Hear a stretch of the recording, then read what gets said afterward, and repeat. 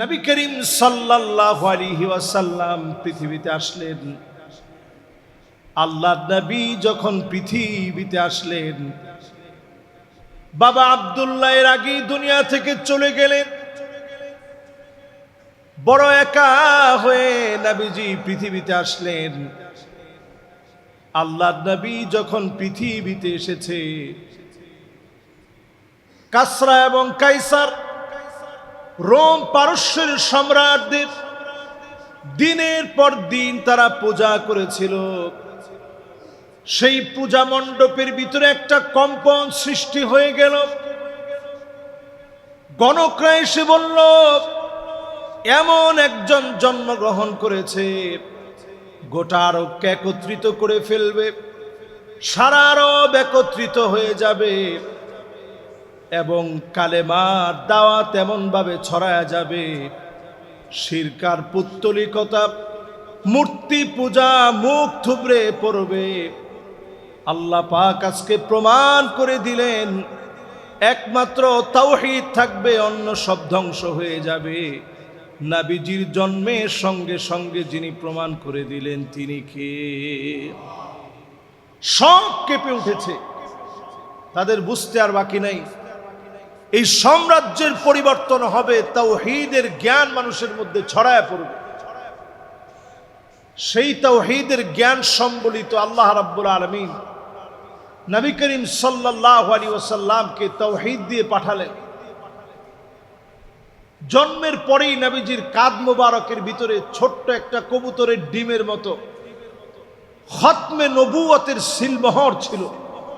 জন্মের পরক্ষণে কাযিররিল হাজালা বাইনা কাতিফাই নবীজির দুই কাঁধের মাঝখানে কবুতরের ডিমের মতো খতমে নবুয়তের একটা সিলমোহর ছিল। একজন ইহুদি পণ্ডিত পাশ দিয়ে যাচ্ছিলেন। নবীজির এই দৃশ্য যখন দেখলেন, দুই কাঁধের মাঝখানে কবুতরের ডিমের মতো খতমে নবুয়তের সিলমোহর, আল্লাহর নবীর আকাশচুম্বী সম্মান আর ইজ্জতের কারণে লোকটা সাথে সাথে অজ্ঞান হয়ে মাটির মধ্যে লুটিয়ে পড়ল। আল্লাহু আকবার। জিজ্ঞাসা করলো যে আপনি কোন কারণে অজ্ঞান হয়ে গেলেন? তিনি উত্তরে বললেন যে বড় আফসোসে আমি অজ্ঞান হয়েছি যে আমাদের মধ্য থেকে আল্লাহ তাআলা কাউকে এত শ্রেষ্ঠত্ব দেয় নাই। আখিরি নবী, নবীকুলের সম্রাট, শেষ নবী, নবী মুহাম্মদ সাল্লাল্লাহু আলাইহি সাল্লামকে যে শ্রেষ্ঠত্ব দিয়েছে, সুবহানাল্লাহ। সে নবীজি আমার তাওহীদের দাওয়াত নিয়ে আসছেন। এই তাওহীদের দাওয়াত দিতে গিয়ে নামাজ পড়তেছেন, ভুঁড়ি চাপায় দেওয়া হয়েছে।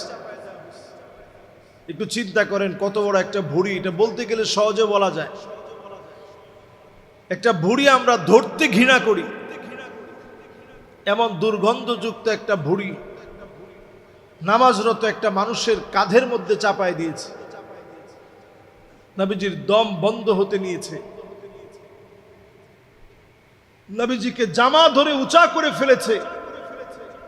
হযরতে আলী রাদিয়াল্লাহু তাআলা আনহু বলেন, আমি 11 বছরের একজন যুবক, আমি তাকায় দেখি Abu Jahl, Utba, Shaiba, Utba bin Abi Muait সবাই মিলে আল্লাহর নবীকে কষ্ট দিচ্ছে।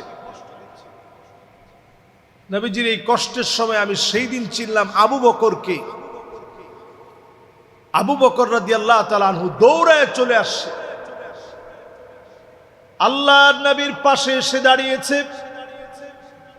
কাফেরদের কাছ থেকে নবীজিকে ছুটিয়ে নিয়েছে। আল্লাহর নবীকে যখন ছাড়িয়ে নিলেন, আবু বকর রাদিয়াল্লাহু তাআলা আনহুর চোখের ভিতরে আঘাত করলেন।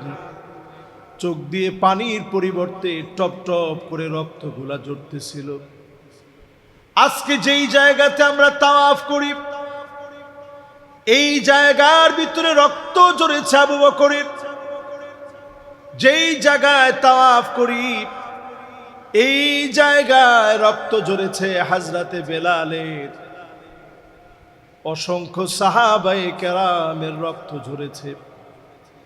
সুমাইয়া রাদিয়াল্লাহু তাআলা আনহা জীবন দিয়েছে।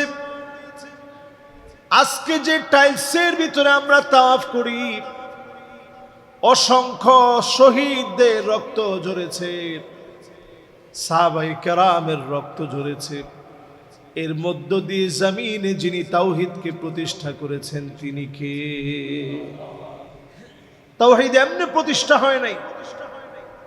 আল্লাহর কাছে কেন তাওহীদের দাম এত বেশি? অধিকাংশ লোক আমরা লা ইলাহা ইল্লাল্লাহ অর্থ জানলেও বিশ্বাসে আমরা লা ইলাহা ইল্লাল্লাহ কতটুকুন বিশ্বাস করি একটু চিন্তা করেন। আল্লাহ ছাড়া আমার কোনো ইলাহ নাই। নবী মুসা আলাইহিস সালাতু ওয়াস সালাম আল্লাহর কাছে জিকির করার জন্য সবচেয়ে দামি একটা কালেমা চাইলেন। আল্লাহকে বললেন, আল্লাহ এমন একটা কালেমা আপনি আমাকে দিবেন যেই কালেমাটা সবচেয়ে দামি। আল্লাহ পাক লা ইলাহা ইল্লাল্লাহ যখন জানায় দিলেন, নবী মুসা আলাইহিস সালাম বললেন, আল্লাহ এটা তো এমন এক কালিমা যেটা সবাই বলে, নতুন কোনো কিছু দেন। আল্লাহ জানায় দিলেন, নবী মুসা লা ইলাহা ইল্লাল্লাহর দাম যদি তুমি জানতে, সারা দুনিয়া একদিকে, লা ইলাহা ইল্লাল্লাহ যদি একদিকে রাখা হয়, লা ইলাহা ইল্লাল্লাহর পাল্লা যিনি ভারী বানায় দিবেন তিনি কে? এই জন্য যখনই শরীরের ভিতরে ক্লান্তি বোধ হবে আপনি লা ইলাহা ইল্লাল্লাহ বলে ফেলবেন। আল্লাহ আপনি ছাড়া আমার কোনো ইলাহা নাই, আপনি ছাড়া কোনো মাবুদ নাই। ইউনূস আলাইহিস সালাতু ওয়াস সালাম মাছের পেটের ভিতরে বিপদে পড়ে গেলেন। ওই মুহূর্তে আল্লাহ পাকের কাছে ফরিয়াদ করলেন, লা ইলাহা ইল্লা আনতা সুবহানাকা ইন্নী কুনতু মিনাজ জালিমিন। এই দোয়া পড়ার পর আল্লাহ পাক জবাব জানায় দিলেন, ফাস্তাজাবনা লাহু ওয়া নাজ্জাইনাহু মিনাল গাম্মি ওয়া কাযালিকা নুনজিল মুমিনিন। আজকেও যদি ঈমানের দাবি নিয়ে তাওহীদের ঘোষণা দিয়ে কালেমা পড়েন, আমাদেরকেও যিনি ঈমানের পথে অবিচল রেখে কবুল করবেন তিনি কে? তাওহীদের এই বিশ্বাস আল্লাহর কাছে এত দামি। নবীজি দুনিয়াতে আসার পূর্বেই লম্বা একটা সময় ছিল, এটাকে ফাতরা বলা হয়। ফাতরা মানে একটা নির্দিষ্ট সময়, যেই সময়টাতে এক নবীর পরে আরেক নবী আসার আগ পর্যন্ত একটা খালি টাইম। আল্লাহ তাআলা যখন এক নবী থেকে আরেক নবী আসার মাঝখানের যে খালি টাইম, ওই টাইমের লোকদেরকে আল্লাহ আযাব দেন না। কেন আযাব দেন না? কারণ নবী না পাঠায় আল্লাহ তাআলা আযাব দেন না। হাত্তা নাবআসা রাসূলা, আগে আল্লাহ রসুলদেরকে পাঠান, দাওয়াতের পরিবেশ সৃষ্টি করান, এরপরে আল্লাহ রাব্বুল আলামিন না মানার কারণে শাস্তি দিবেন। তো আল্লাহ রাব্বুল আলামিন মাঝখানের যে সময়টা, এই সময় আল্লাহ তাআলা শাস্তি দেন না। আগে আল্লাহ রাব্বুল আলামিন নবীদেরকে পাঠিয়ে এরপরে দাওয়াত দেওয়ার পর অবাধ্যাচরণ করার কারণে শাস্তি দিবেন। নবীজি পৃথিবীতে আসার আগেই আল্লাহ তাআলা তাওহীদের ঘোষণা দিয়ে দিলেন।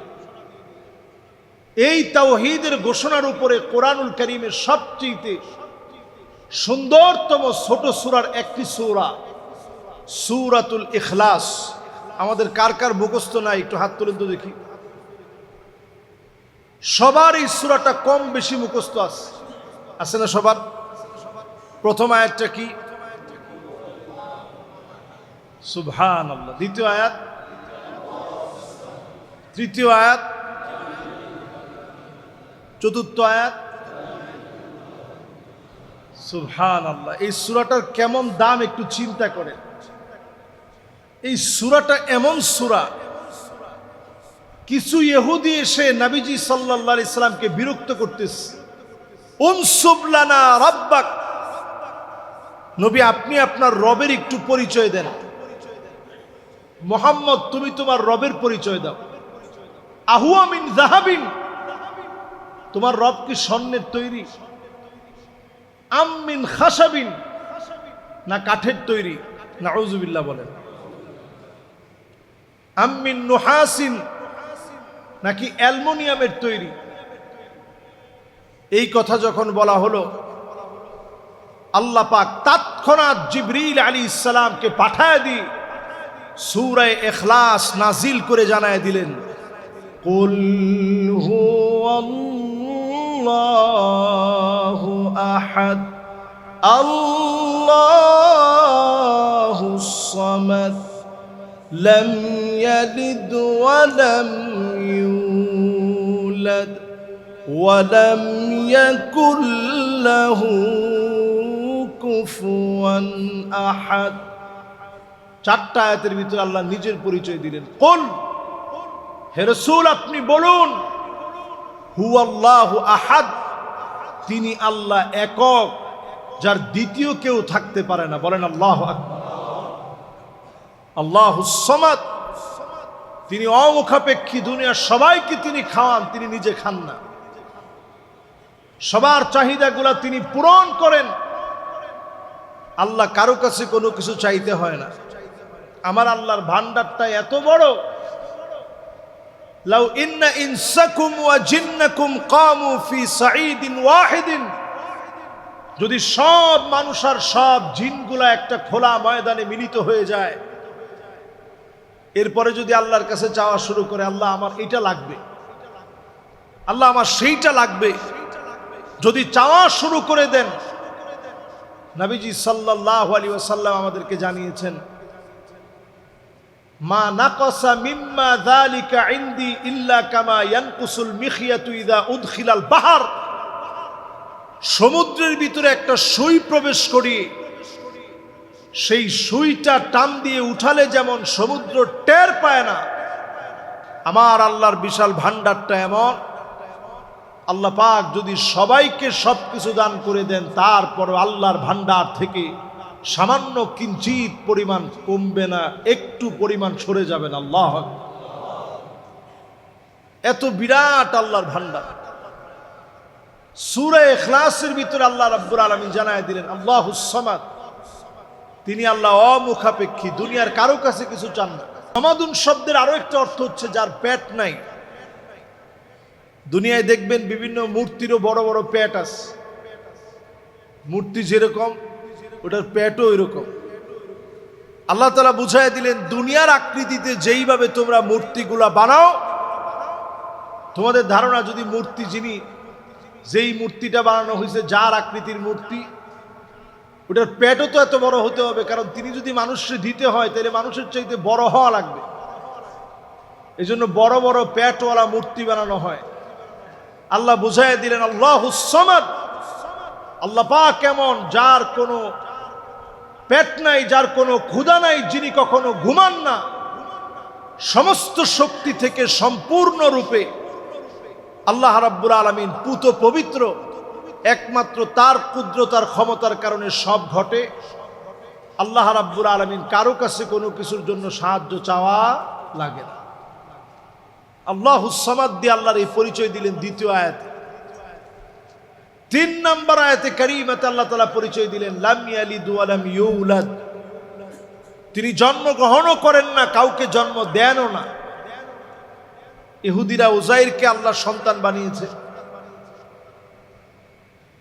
খ্রিস্টানরা ঈসা আলাইহিস সালাতু ওয়াস সালামকে আল্লাহর সন্তান বানিয়েছে। আল্লাহ রাব্বুল আলামিন একটি আয়াতে কারীমাতে পরিষ্কার করে দিলেন, কেউ আল্লাহর সন্তান হতে পারে না। আল্লাহ রাব্বুল আলামিন এমন এক সত্তা, যিনি জন্ম দেওয়া নেওয়া থেকে সম্পূর্ণ পুত পবিত্র। পড়েন আল্লাহু আকবার।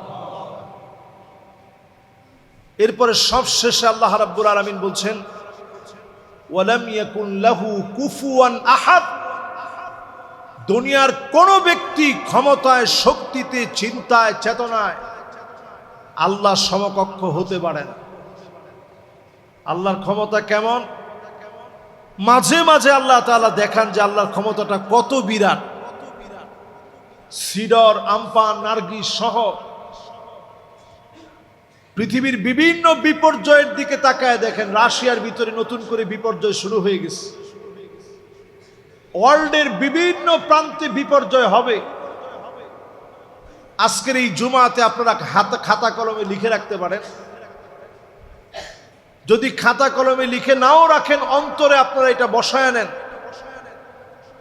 আপনারা কিছুদিনের ভিতরে একটার পর একটা বিপর্যয় পৃথিবীব্যাপী আপনারা দেখবেন, এবং এই পৃথিবীটা অল্প কিছুদিনের ভিতরে দুর্ভিক্ষের দিকে যাবে। বিভিন্ন প্রান্তে দুর্ভিক্ষ শুরু হবে। এর অন্যতম কারণ এই, আমি কেমনে বুঝলাম দুর্ভিক্ষ হবে? এর কারণ হচ্ছে এই, আজকে আপনি ফিলিস্তিনের দিকে তাকায় দেখেন, এক একটা মানুষ ক্ষুধার যন্ত্রণায় কঙ্কাল সার হয়ে গেছে। মুসলমানরা তেমন কিছু করতে না পারায় খাদ্য পর্যন্ত পৌঁছাতে পারে না। এই জন্য বোতলের ভিতরে খাবার যতটুকু পারে, শুকনা খাবার ভরে, একটু চাল ভরে, একটু ডাল ভরে, এটা সমুদ্রের পানির ভিতরে ছেড়ে দিয়েছে। আল্লাহর জমিনের শ্রেষ্ঠ মানুষগুলো অভুক্ত অবস্থায় আছে। গত কয়েকদিনে এমন কয়েকটা ছবি দেখে আমি হতবাক হয়ে গেছি যে আসলে আমাদের করণীয় কি এই মুহূর্তে। এক একটা মানুষ তার পিঠগুলা পেটের সাথে লেগে গেছে, পেট পিঠের সাথে লেগে গেছে। চেহারার ভিতরে একটু গোশত নাই, সব হাড় বের হয়ে আসছে, জবানগুলা সব বন্ধ হয়ে গেছে। আল্লাহ রাব্বুল আলামিন এই সময়টাকে দেখবেন মাজলুমদের জন্যে, যাদের মন কাঁদে না, যাদের চিন্তা হয় না, অবশ্যই মানুষগুলাকে যিনি ধরবেন তিনি কে? জাতিসংঘ আমার দেশে মানবাধিকারের নাম দিয়ে একটা উইং খুলতে চায়। আপনি চিন্তা করেন, আমার দেশে মানবাধিকার লঙ্ঘিত হয়। আপনি ফিলিস্তিনের দিকে তাকায় দেখেন, সেখানে মানবাধিকার লঙ্ঘিত হয় নাই। কাশ্মীরের দিকে আপনি তাকায় দেখেন, সারা ওয়ার্ল্ডের মাজলুম মুসলমানদের দিকে আপনি তাকায় দেখেন, যেই জায়গায় তারা মানবাধিকার সংস্থার নামে, জাতিসংঘ যেই জায়গায় গিয়ে একবার খুঁটি গেড়েছে, ওই জায়গায় তাদের নথিপত্র চাওয়ার মতো ক্ষমতার কারণে তারা যা ইচ্ছা তাই করবে। ইনভেস্টিগেশনের জন্য যে কোনো মুহূর্তে যে কোনো সিদ্ধান্ত নিবে। আমরা বাংলাদেশের আপামর জনসাধারণ এই কথা পরিষ্কার ভাষায় বলতে চাই, আমরা বাংলাদেশের তাওহীদপন্থী মুসলমান। এদেশের মুসলমানদের আর কিছু থাকতে পারে আর না পারে, মুসলমানদের ইমানি হিম্মত আছে। এক একজন মুসলমান এক একটা লোহার বুট দাঁত দিয়া চর্বণ করতে পারে, এমন বিষাক্ত দাঁত তৈরি হয় নাই। সেটা যেই দেশ হোক, পরিষ্কার ভাষায় আমরা যেই দেশের রক্তচক্ষুই আমাদের দিকে আসুক না কেন, এটাকে আমরা পরোয়া করে চলতে চাই না। এই পৃথিবীর ভিতরে বিপর্যয় একটার পর একটা আসবে। অল্প কিছুদিনের ভিতরে শুধু বিপর্যয় আমরা দেখতেছি এবং দেখব সামনে। কারণ তারা মুসলমানদেরকে ধ্বংস করার জন্য চূড়ান্ত সিদ্ধান্ত নিয়ে সকল দেশে হাত বাড়িয়ে দিয়েছে। বাকি ছিল আমার বাংলাদেশটা। পাকিস্তানকে তারা একের পর এক কষ্ট দিয়েছে, আফগানিস্তানকে তারা তিল তিল করে কষ্ট দিয়েছে।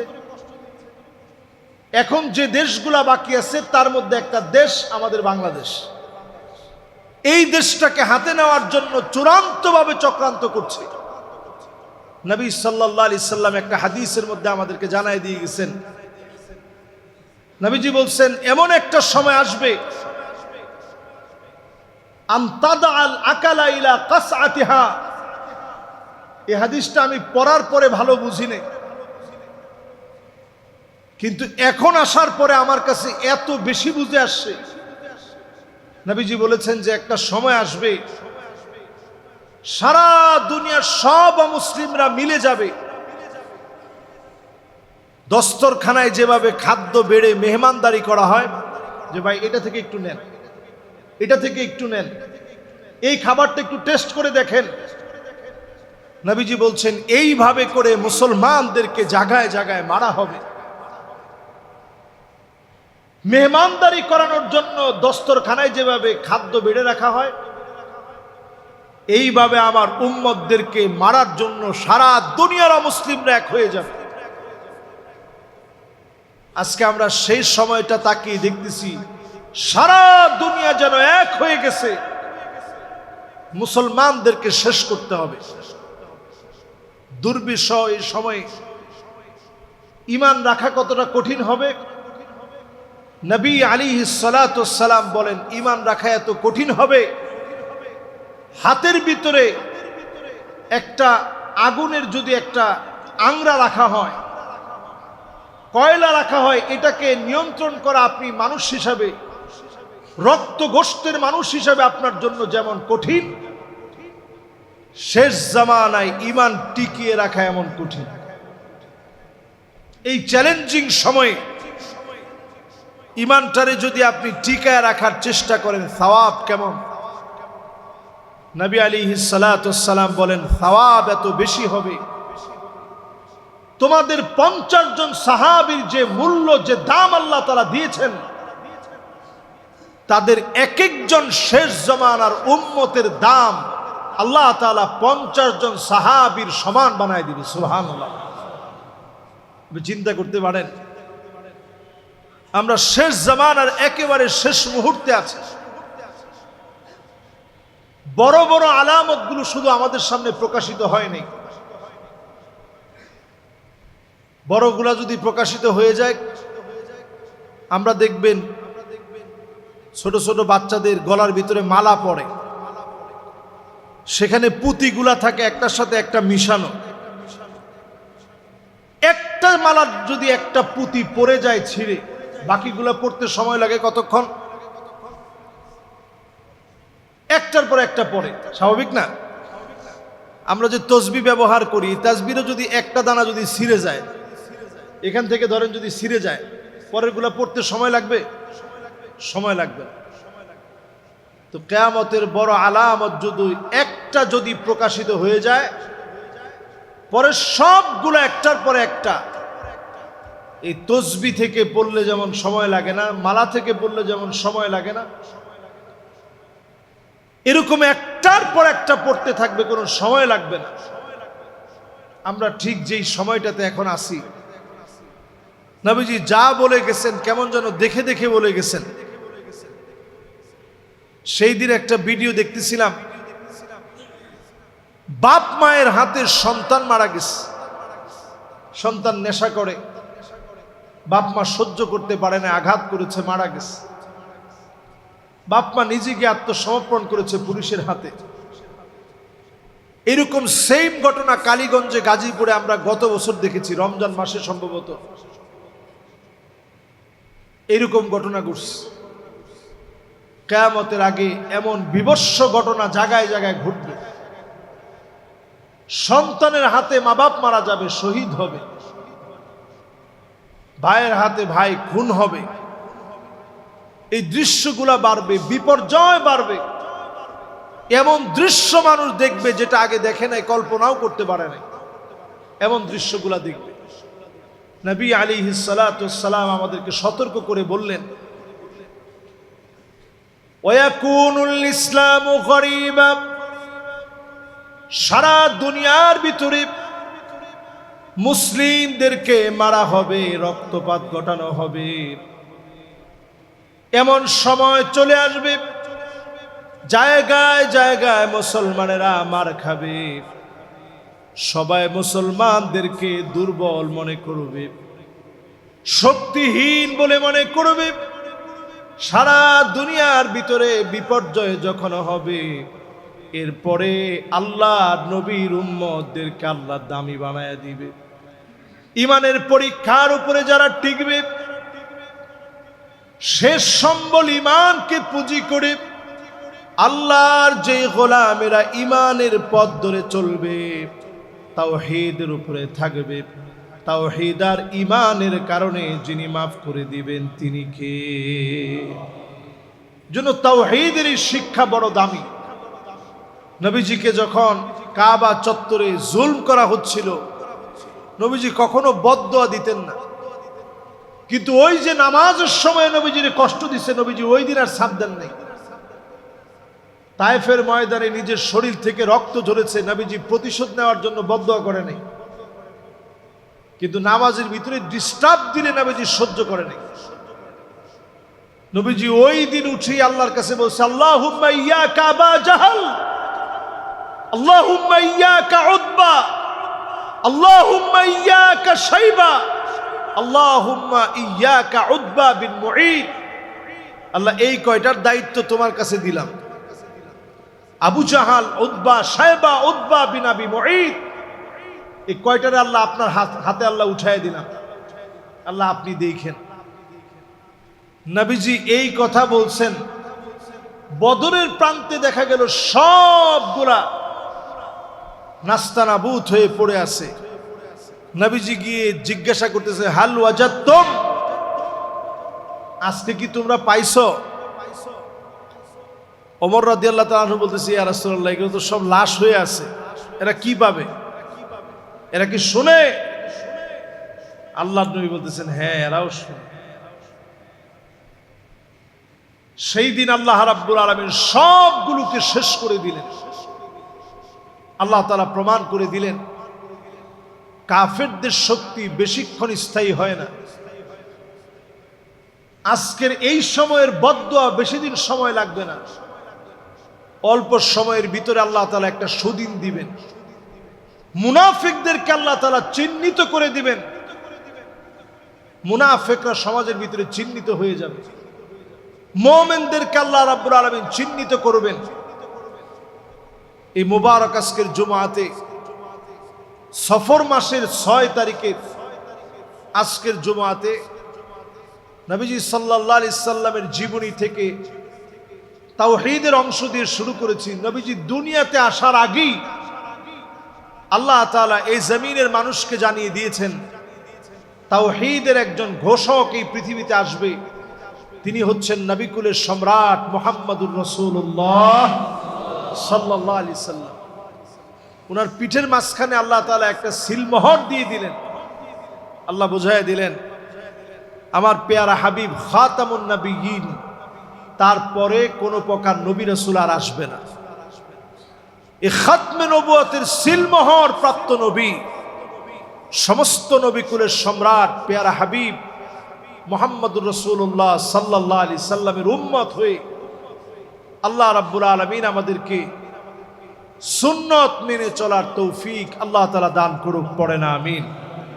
যারা আমরা সুন্নাহ আদায় করি নাই, প্রত্যেকে আমরা সুন্নাহ আদায় করে নিই। আসসালামু আলাইকুম ওয়া রাহমাতুল্লাহি ওয়া বারাকাতুহু।